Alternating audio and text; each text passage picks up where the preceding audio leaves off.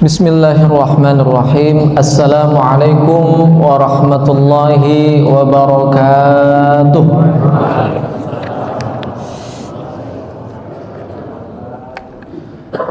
Saya perlu ucapkan berapa kali lah Masya Allah, tabarakallah buat jamaah Masjid Nur Ilahi. Kajian subuhnya selalu ramai walaupun mulai maju. Masya Allah. Ngisi kemarin di Masjid Agung An-Nur, udah mulai sepi orang kok. Alhamdulillah. Ngisi di berbagai masjid, Masjid Nur Ilahi sama Masjid Baitul Mu'tamar itu lumayan ramai di Rumbai. Ada nama Masjid Baitul Mu'tamar dekat Masjid Al-Badar. Nah itu ramai tuh, Masya Allah. Alhamdulillah, Alhamdulillahi Rabbil Alamin. Nahmaduhu wa nasta'inuhu wa nastaghfiruhu wa nu'minu bihi wa natawakkalu alaih wa na'udzu billahi min syururi anfusina wa min sayyiati a'malina may yahdihillahu fala mudilla lahu wa may yudlilhu fala hadiyalah. Ashhadu an la ilaha illallah wahdahu la syarika lah wa ashhadu anna sayyidana Muhammadan abduhu wa rasuluhu la nabiyya ba'dah. Allahumma salli wa sallim ala sayyidina Muhammadin tibbil qulubi wa dawaiha wa afiyatil abdani wa shifaiha wa nuril absari wa diyaiha wa qutil arwahi wa ghidaiha wa ala alihi wa ashabihi wa tabi'ina lahum bi ihsanin ila yaumiddin. Nawaina ta'alluma wa ta'lim wa tadhakkura wa tidhkara wa ifadata wal istifadah wa naf'a wal intifa' wal hatha 'ala tamassuk bi kitabillahi wa sunnati rasulih wa batigha awjihillahi wa mardatih. Subhanaka la 'ilma lana illa ma 'allamtana innaka antal alimul hakim. Rabbi shrah li sadri wa yassir li amri wa hlul 'uqdatam min lisani yafqahu qawli bi rahmatika ya arhamar rahimin. Alhamdulillah, hadirin Bapak Ibu sekalian, jamaah salat subuh Masjid Nur Ilahi. Ini sudah tidak terasa Jumat ketiga Pak ya. Alhamdulillah Jumat ketiga, nanti malam nuzulul Quran. Kira-kira dari pesantren kilat Ramadan ini apa hikmah yang kita ambil Pak? Apa kabar bacaan Quran kita? Apakah udah hatam atau belum? Apa kabar hari Jumat? Bagaimana keadaan salawat kita dengan Nabi Muhammad Sallallahu Alaihi Wasallam? Apa kabar dengan kita berbagi berbuka kepada orang-orang, kepada tetangga kah atau kepada siapa saja umat Islam? Karena Nabi Shallallahu Alaihi Wasallam bersabda, "Man fattara sha'iman falahu mithlu ajrin fa'ilih." Barang siapa yang memberikan iftar ataupun buka puasa untuk orang beriman, untuk orang berbuka, maka dia akan mendapatkan pahala 100% tanpa mengurangi pahala orang yang berpuasa yang dia beri tadi. Apa kabar di hari Jumat bacaan Al-Kahfinya? Apakah Jumat kemarin kita baca Al-Kahfi kita? Terus apa kabar? Apakah kuburan orang tua kita sudah kita jenguk? Sudah kita ziarah setiap hari Jumat? Nah, yang mungkin kuburan orang tuanya dekat di Pekanbaru, ataupun mungkin kalau yang jauh, apakah sudah kirim paket COD Al-Fatihah minimalnya habis sholat doakan kedua orang tua? Apa kabar kita, hubungan kita dengan anak yatim, dengan orang yang tidak mampu? Apa kabar sedekah kita di bulan Ramadan? Banyak perlu kita pertanyakan kabar-kabar kita dengan Allah Subhanahu wa Ta'ala. Jumat yang akan datang kita sudah mulai i'tikaf. Ini mungkin kalau untuk Jumat mungkin ini kali ketiga ya Ustaz ya. Nah, semoga setelah Jumatan ada lagi undangan-undangan untuk kita silaturahmi ke sini. Maka butuh kita introspeksi diri. Apa perkembangan daurah kilat atau pesantren kilat kita di bulan Ramadan ini? Tambah dekat kepada Allah atau tambah jauh? Memang 10 awal, memang ini hadis masih dipertanyakan, tetapi karena banyaknya hadis-hadis yang lain mendukung, dari hadis dhaif ada yang mendukung, banyak riwayat, akhirnya hadis ini bisa digunakan untuk beramal. 10 pertama itu adalah rahmat. Jadi nggak heran dulu awal-awal kita salat subuh di hari Jumat, sampai keluar tuh safnya, sampai penuh di belakang. Habis itu Jumat semalam agak maju dikit.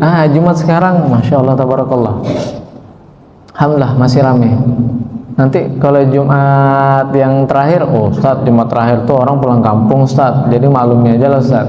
Oke lah, karena di Pekanbaru nih rata-rata 75% perantau. Ada yang dari orang awak, ada yang macam-macam. Tapi intinya adalah bagaimana Ramadan ini, hasil daripada Ramadan, pesantren kilat di Ramadan ini bisa kita bawa nanti di luar bulan Ramadan. Jangan sampai kayak anak ujian semester yang sistemnya SKS, sistem kebut semalam. Ujiannya pas hari H.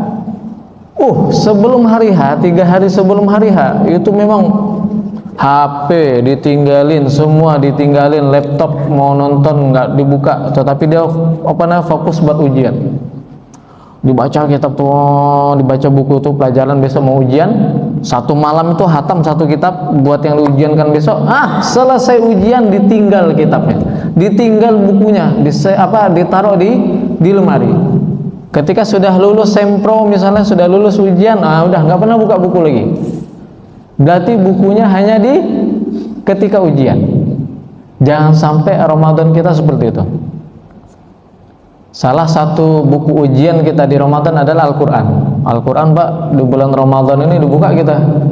Alhamdulillah, ngaji. Nah, selesai Ramadan, pas takbiran, Allahu Akbar, Allahu Akbar, Allahu Akbar, La ilaha illallah, Wallahu Akbar, Allahu Akbar, walillahil hamd juga Al-Qur'annya.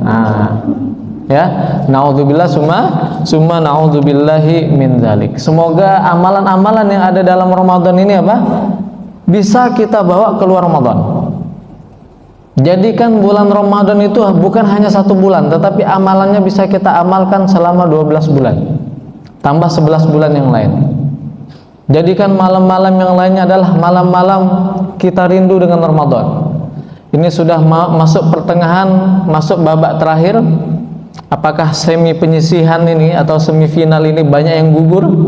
Maka kita berharap semoga kita di penghujung Ramadan termasuk hamba-hamba Allah yang mendapatkan ampunan juga, aitkum minan nar. Ini kalau 10 pertengahan ini adalah wa awsatuhu maghfirah. 10 pertengahan Ramadan ini adalah ampunan dari Allah. Ustaz, emang dari awal nggak ampunan?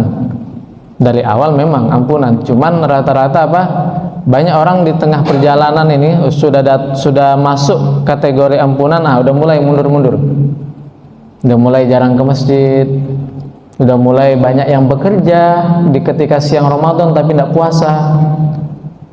Berapa banyak dia kerja di Kenopi tapi tidak puasa, kerja di bangunan tidak puasa, angkat barang-barang tidak puasa. Padahal puasa Ramadan ini hukumnya wajib. Kalau kita nggak ada uzur dan kita batalkan puasa kita, itu pahalanya walaupun kita qadha, itu nggak akan sama pahalanya ketika kita puasa di bulan Ramadan bagi yang nggak ada uzur.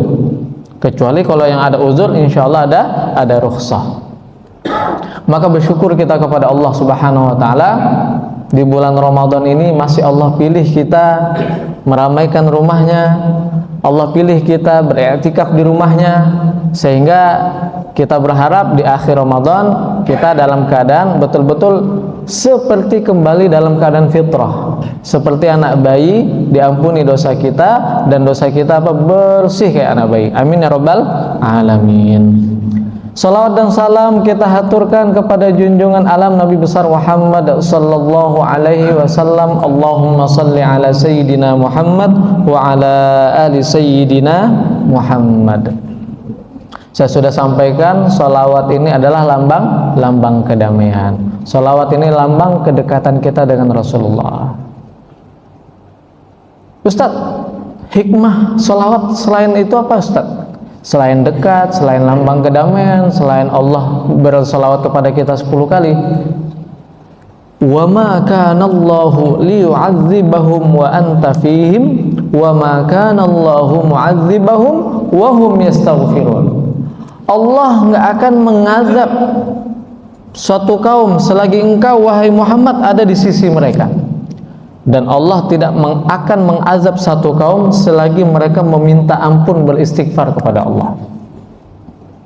Jadi Bapak Ibu sekalian, kita pahami Nabi itu nggak meninggal, Nabi itu nggak mati, ya. Nabi masih hidup di alam barzakh sana. Yang meninggal hanya jasadnya, tapi arwahnya masih hidup, dan beliau bisa melihat amalan kita, dan beliau bisa menjawab sholawat dan salam kita. Kata Allah Subhanahu wa ta'ala, wala taqulu liman yuqtalu fi sabilillahi amwat bal ahya'u walakin la tash'urun. Janganlah kamu katakan orang yang mati di jalan Allah itu mati, amwat, mayit. Enggak, bal ahya, kata Allah, akan tetapi mereka hidup di sisi Allah. Walakin la tash'urun, tetapi kita tidak merasakan. Jadi orang tua kita meninggal udah mati gitu aja Pak? Enggak, masih dalam barzah, masih selalu menantikan doa anak yang soleh, masih selalu menantikan pahala-pahala jariah. Hanya jasadnya saja. Maka dari itu ketika kita membaca sholawat, sejatinya Rasulullah itu hadir menjawab sholawat dan salam kita, apalagi di hari Jumat. Maka ketika ada balasan sholawat dari Rasulullah, kita nggak akan dapat azab dari Allah Subhanahu wa ta'ala. Maka kalau tengah jalan Bu, misalnya nanti Ibu mau balik kampung ke Padang, banyak-banyak baca sholawat, sallallahu alaihi Muhammad, sallallahu alaihi Muhammad. Tahu ada longsor, kita selamat, na'udzubillah. Tahu ada kecelakaan, kita selamat karena kita sedang baca sholawat. Dan itu sudah janji Allah. Allah nggak akan mengazab selagi apa? Nabi Muhammad ada.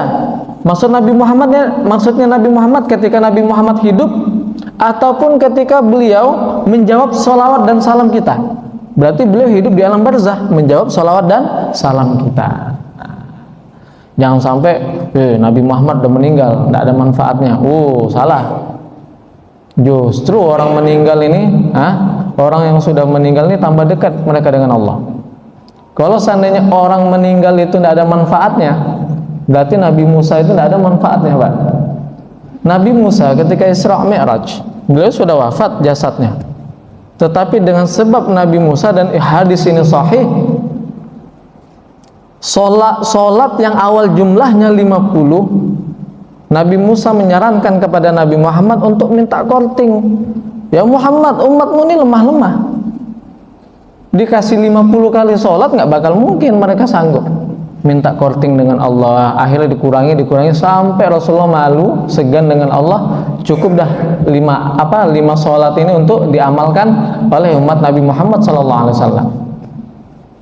Kalau seandainya orang yang jasadnya sudah meninggal itu tidak bisa memberikan manfaat, itu Nabi Musa buktinya. Nah, maka dari itu hadirin yang sama-sama dicintai oleh Allah Subhanahu wa ta'ala, perbanyak sholawat apalagi di hari Jumat. Masya Allah. Insya Allah kita nanti akan ada buka sesi tanya jawab. Maka ibu-ibu sekalian, bapak-bapak sekalian, kalau ada pertanyaan ya di luar babkah, di dalam babkah, boleh ditanyakan, kita diskusi insya Allah. Kita akan lanjut pembacaan kitab Asrarus Shaum, kitab tentang rahasia-rahasia berpuasa. Ini kitab dikarang oleh Al-Imam Abi Hamid Muhammad bin Muhammad Al-Ghazali. Beliau itu lahir tahun 490 Hijriah, meninggalnya tahun 505 Hijriah. Beliau sekitar hidup 55 tahun menurut Hijriahnya. Dan beliau ini gelarnya Hujjatul Islam. Hampir seluruh fan-fan ilmu banyak beliau mengarang. Dari setiap fan-fan ilmu beliau memiliki kitab. Salah satu kitab fenomenal beliau adalah kitab Ihya Ulumuddin.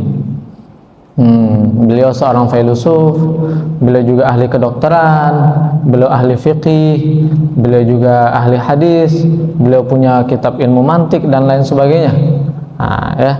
Maka di sini ini adalah kitab Asrarus Shom, ini adalah kitab yang diambil dalam kitab Ihya Ulumuddin. Bismillahirrahmanirrahim, kita ngambil keberkahan kitabnya. Qala al-muallif rahimahullahu ta'ala wa nafa'ana bihi wa bi'ulumihi fi daraini amin. Bismillahirrahmanirrahim. Wa qad qala Allah ta'ala, dan Allah Subhanahu wa ta'ala telah berfirman, innama yuwaffas sabiruna ajrahum bighairi hisab was-shaumu nisfus sabri faqad jawaza thawabuhu qanun at-taqdir wal hisab wa nahika fi ma'rifati fadlihi. Masya Allah. Jadi beliau katakan, Allah Subhanahu wa ta'ala berfirman, innama yuwaffas sabiruna ajrahum bighairi hisab, sesungguhnya untuk memberikan pahala terhadap orang-orang yang sabar, itu pahalanya apa? Ajrahum bighairi hisab, tidak bisa dihitung. Nah, salah satu daripada orang yang sabar, kemarin minggu yang pertama kita sudah katakan, puasa itu adalah setengah sabar, dan sabar itu adalah setengah daripada keimanan. Berarti apa? Pahalanya orang puasa itu tidak ada yang bisa menghitung, tidak ada yang bisa memberikan upahnya kecuali Allah Subhanahu wa ta'ala. Matematika pun tidak bisa menghitung pahalanya orang berpuasa. Kenapa? Karena puasa ini adalah amalan batin. Ya, puasa ini amalan batin. Ustaz, pahalanya berapa? 70.000 kali lipat? Tidak tahu. Pahalanya antara engkau dengan Allah. Makanya di bulan Ramadan ini Allah sedang diskon pahala, obral besar-besaran pahala. Apalagi mereka-mereka yang sudah menikah ataupun yang memiliki tanggung jawab, makin besar lagi pahalanya. Ya, oke. Wa nahika fi ma'rifati fadlihi qauluhu sallallahu alaihi wasallam, dan cukup ada dalil mengatakan bahwasannya Nabi sallallahu alaihi wasallam ini tentang pembahasan keutamaan daripada keutamaan daripada fadilah orang-orang yang berpuasa. Walladzi nafsi biyadihi, salah satunya adalah, dan demi jiwa ragaku yang digenggam oleh Allah Subhanahu wa taala dalam genggamannya, la khulufu fammis shaim, bau mulutnya orang berpuasa. Bau mulutnya orang berpuasa. Kenapa bau mulut orang berpuasa? Biasanya orang kalau suka diam dan tidak ada sirkulasi udara di dalam mulutnya, itu mulai keluar bau. Dan biasanya orang puasa itu banyak diamnya kalau dia nggak baca Quran. Kalau baca Quran, insya Allah sirkulasi udaranya terus jalan. Dan biasanya ketika perut itu sudah kosong, mulai ada sedikit hawa yang naik ke kerongkongan, misalnya entah itu asamnya kah, entah apa segala macam.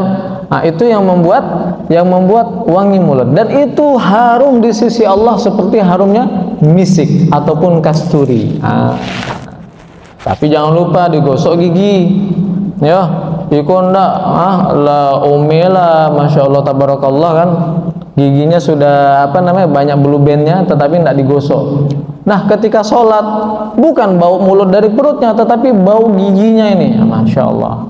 Ini namanya apa? Menzolimi kawan yang sebelah ketika sholat. Pas Allahu Akbar, bau rendang. Giginya misalnya ada daging-daging rendang itu masih nyangkut atau daging dendeng. La ilaha illallah, aromaterapi. Aneh. Makanya kalau ada makanan-makanan yang nyangkut di gigi, jangan ditelan lagi. Ambil, langsung buang. Ya, langsung buang, bersihkan. Karena makanan yang nyangkut di gigi kalau diambil tuh, baunya masya Allah tabarakallah, kena karang gigi itu subhanallah. Maka dari itu gosok gigi.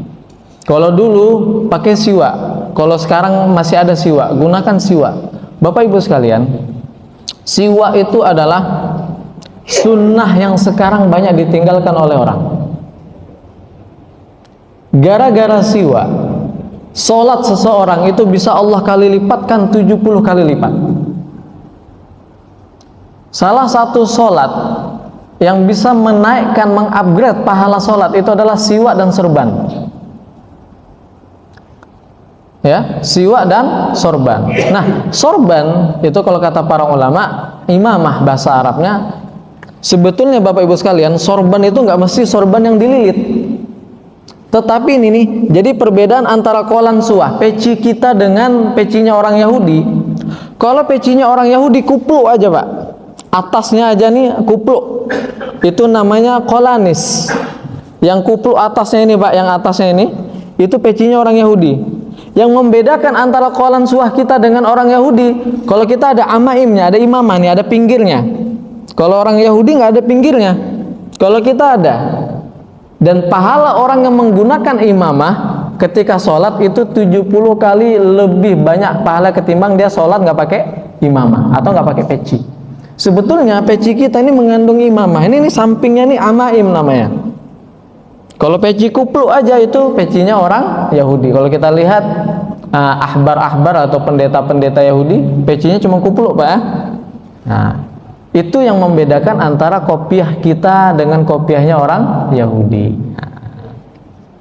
Siwak tadi, ya, siwak itu harus dijaga pas sholat. Ustadz, ada orang Ustadz, ini pakai acuk pakai siwak tapi siwak nggak diberasihan Ustadz. Siwaknya nggak dibersihkan, jadi mentega-mentega itu masih nempel di siwak. Oh, kalau bisa siwak itu ada tempat khusus namanya holder, tempat khusus tabung untuk siwak. Nah, selesai setiap sholat siwak itu dibersihkan. Kalau menurut mazhab Imam Malik, siwak itu digunakan ketika sebelum wudu. Itu sudah masuk untuk siwak digunakan ketika sholat. Namun kalau mazhab Imam Syafi'i, siwak itu digunakan ketika sebelum sholat. Nah, kalau mau pakai siwak, usahakan apa? Ditutup mulutnya. Itu digigol-gigol untuk orang kadang, itu kurang adab. Ditutup mulutnya pakai siwak. Ya, aduh, siwak saya ketinggalan ya di rumah, nggak bawa beli siwak. Dan siwak ini adalah barang yang cepat hilang Pak, karena saking besar pahalanya. Berapa banyak orang beli siwak atau buang-buang, tertinggal di kamar mandi, tertinggal sini, tahu hilang. Maka usahakan muliakan siwak, jangan dia dibuang di bawah, jangan buang siwak sembarangan, bahaya. Karena dengan sebab siwak, amalan kita pahalanya bisa upgrade. Saya dulu pernah cerita, guru saya di zaman Sayyidina Umar kalau tidak salah, bisa dicek kalau di sini ada ulama kita yang ahli tarikh. Zaman Sayyidina Umar, ketika tentara Islam ingin perang dengan orang Romawi kalau tidak salah, orang Romawi itu sekitar jumlahnya 30.000 orang. Orang Muslim itu berapa lah? Entah antara 10 ribuan, antara apa ya? Ya pokoknya lebih sedikit. Biasanya umat Islam itu kalau perang pasti selalu berani walaupun jumlahnya sedikit. Contoh perang Badar 313 melawan 1.000 orang, tetap menang karena di situ ada pertolongan Allah. Nah, suatu ketika mereka pernah suatu saat gentar melihat pasukan Romawi begitu banyaknya, tidak sebanding dengan pasukan umat Islam. Maka apa kata Sayyidina Umar? Wahai umat-umat yang beriman kepada Allah, wahai sahabat-sahabat Rasulullah, sahabat Nabi Muhammad, sunnah Nabi Muhammad yang mana kalian tinggalkan? Ternyata mereka apa? Banyak yang tidak bawa siwak. Akhirnya apa? Sayyidina Umar bilang, istaku, bersiwak kalian semua. Diambil kayu, Bapak Ibu sekalian. Pasukan umat Islam sebelum tanding melawan orang Romawi, mereka bersiwak. Kaget orang Romawi, Masya Allah, apa namanya? Bukan Masya Allah, kaget. Orang Islam sebelum umat muslimin ini sebelum tanding sama kita, kayu aja dimakan. Kayu aja dimakan, apalagi kita. Akhirnya gara-gara umat Islam bersiwak, orang-orang kafir Romawi ini, orang-orang Romawi akhirnya apa? Akhirnya mundur. Gara-gara melihat umat Islam sebelum tanding, sebelum perang aja mereka makan kayu, apalagi kami. Masya Allah. Ini siwak ini dahsyat, sunnah Rasulullah ini dahsyat, dan sekarang banyak ditinggalkan oleh umat. Masya Allah.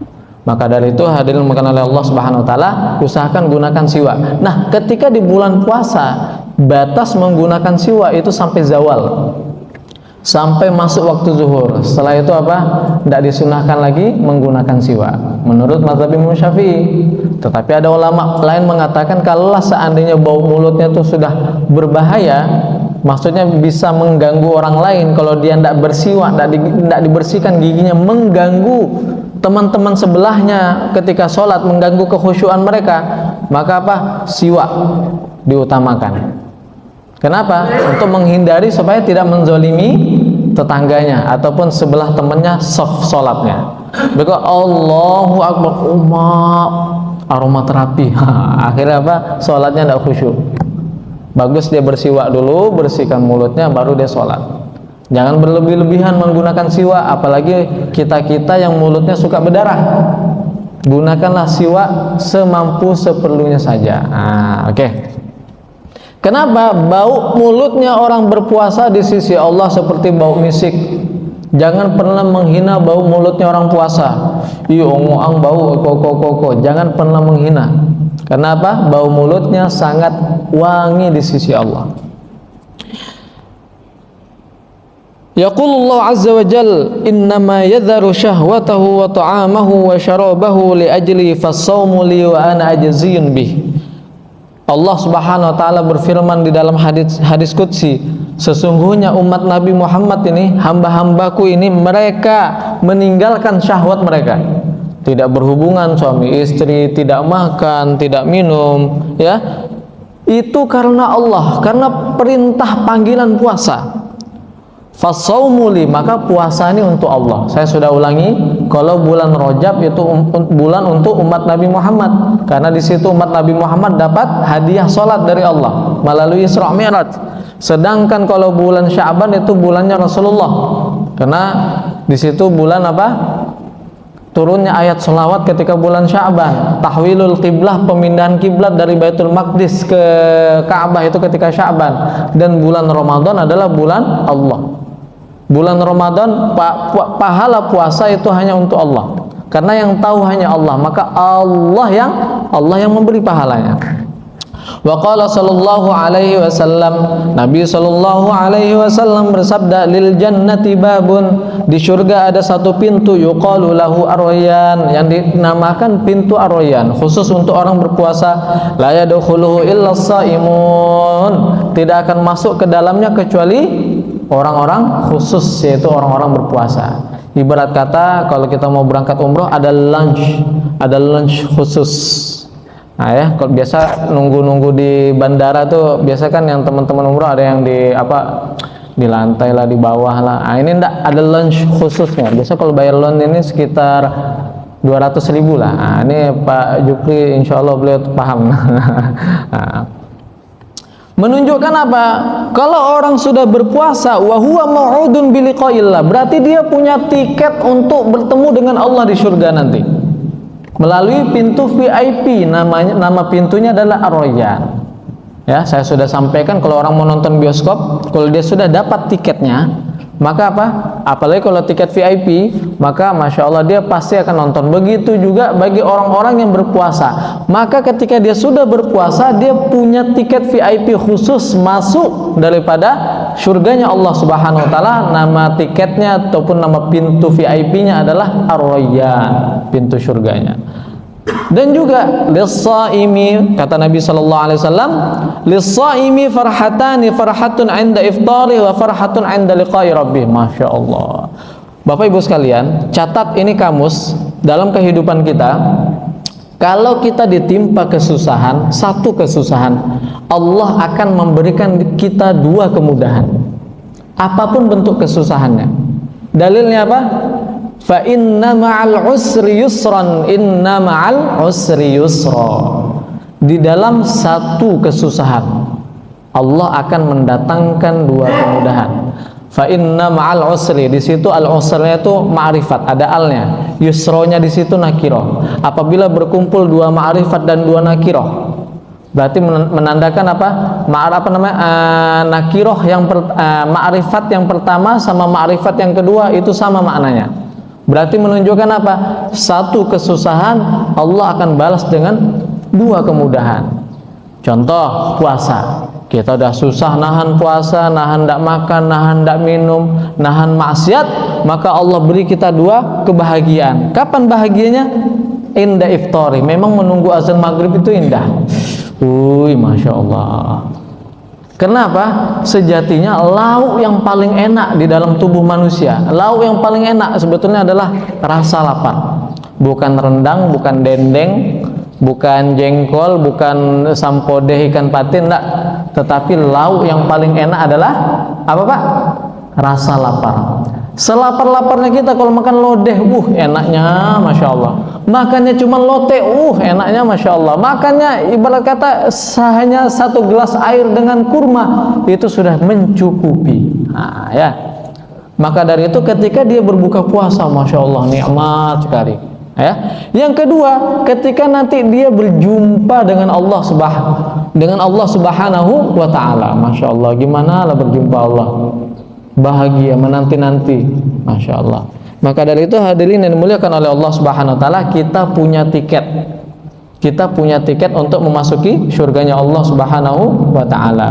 Wa qala sallallahu alaihi wasallam, Nabi sallallahu alaihi wasallam bersabda, likulli syai'in babun wa babul ibadah as-shaum. Segala sesuatu itu ada pintunya, dan pintunya ibadah adalah puasa.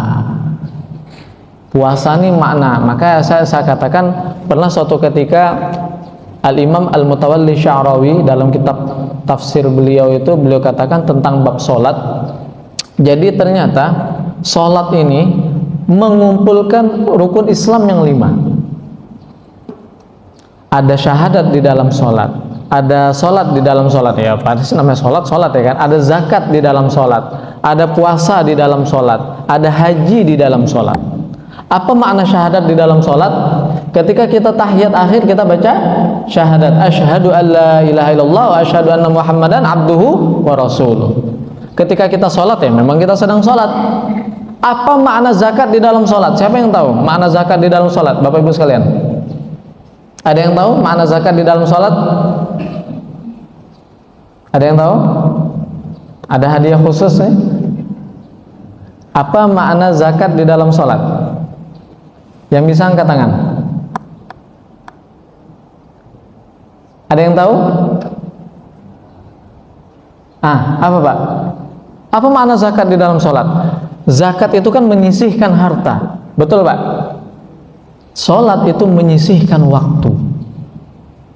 Zakat 2,5%. Kita kalau sholat itu anggaplah waktu kita 24 jam.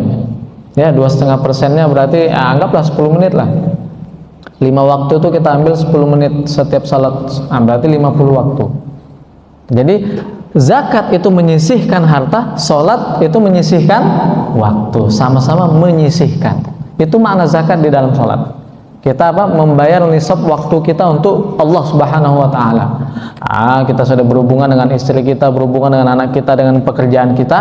Yuk sekali-kali ketika sholat 5 waktu kita berhubungan kepada Allah secara mahdhah, secara murni. Memang ketika cari nafkah itu ibadah, tetapi sholat langsung ibadah dengan Allah Subhanahu wa Ta'ala. Apa makna puasa di dalam sholat? Siapa yang tahu, Bapak Ibu sekalian? Apa makna puasa di dalam sholat? Hendak makan. Masya Allah, betul sekali. Siapa? Nanti ada hadiah khusus, Pak ya. Ada hadiah khusus. Kalau ndak hendak apa, Bu Ambo? Oke, siap. Makna puasa di dalam sholat adalah apa-apa yang membatalkan puasa itu membatalkan sholat. Dalam puasa, dalam sholat boleh makan enggak? Enggak. Dalam sholat boleh minum enggak? Enggak. Dalam sholat boleh menggibah? Enggak. Dalam sholat boleh berhubungan suami istri? Apa lah yang kan ditumbuh? Maka itulah makna puasa di dalam sholat. Apa makna haji di dalam sholat? Siapa yang tahu, Bapak Ibu sekalian? Ada yang tahu makna haji dalam sholat? Kita sholat menghadap kemana, Bapak Ibu sekalian? Kiblat. Kiblat itu letaknya di mana? Ka'bah, di Baitullahil Haram. Seakan-akan kita sedang labbaik Allahumma labbaik, menyambut panggilan Allah. Hayya 'alas shalah itulah makna sebetulnya maknanya hampir sama. Hayya 'alas shalah sama labbaik Allah, memenuhi panggilan Allah, menghadap kemana? Ke kiblah. Makanya dikatakan sholat ini tiangnya agama. Orang kalau tidak sholat, walaupun dia bayar zakat, walaupun dia sudah haji, itu bagaikan apa? Orang nggak punya kepala. Karena sholat ini merangkum seluruh rukun Islam yang 5. Disitulah makna puasa di dalam sholat. Masya Allah. Maka dari itu hadirin yang sama-sama dicintai oleh Allah Subhanahu Wa Taala, kita berharap semoga di Ramadan ini, ya, sisa Ramadan ini agak sekitar 14 hari ataupun 13 hari lagi ini betul-betul produktif, ya, dan kita berharap 10 malam terakhir itu kita gunakan betul-betul i'tikaf. Minimalnya jaga sholat isya secara berjamaah. Kenapa? Barang siapa yang menjaga sholat isya secara berjamaah, seakan-akan dia sholat semalam suntuk. Sholat setengah malam suntuk. Kalau dia menjaga sholat subuh secara berjamaah, dia seakan-akan seperti sholat semalam suntuk. Minimalnya kalau mau dapat Lailatul Qadar, jaga sholat subuh secara berjamaah, jaga sholat isya secara berjamaah. Oke. Wabillahi taufiq wal hidayah. Wassalamualaikum warahmatullahi wabarakatuh.